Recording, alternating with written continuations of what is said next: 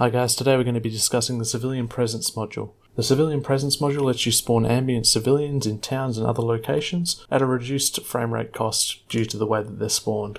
To start with, place down the Civilian Presence module and then set the size so that it will encompass the area you want civilians in. Select the number of civilians that you would like to have spawned at one time in the area. Place down Civilian Presence positions and set their type to waypoint only. Place these positions along roads and paths so that your civilians can follow them. You should also set a low capacity for these so that your civilians don't bunch up in one area. After you've done that, you should place down Civilian Presence position modules on buildings, this time setting their type to cover. In addition, when placing these cover modules, be sure to select the Use Closest Building option so that they'll hide inside the buildings. This is a place where civilians will hide when they're threatened. Make sure that you set the capacity to an appropriate level, otherwise you might end up with buildings filled with civilians.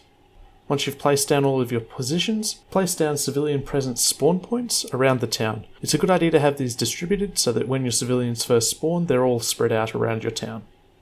Some additional options that you can choose is to have your civilians use the panic option when they're threatened. This will make them use these special animations when there's a firefight nearby and when they're fleeing from danger. Additionally, you can choose to have civilians set as actors. These are low AI costs, so they won't have as much of an effect on performance in your missions. Finally, if you want to see how the civilians are interacting while you're testing, you can select the debug option in the Presence module. This will show you a visualization in-game of all of the civilians and their current states.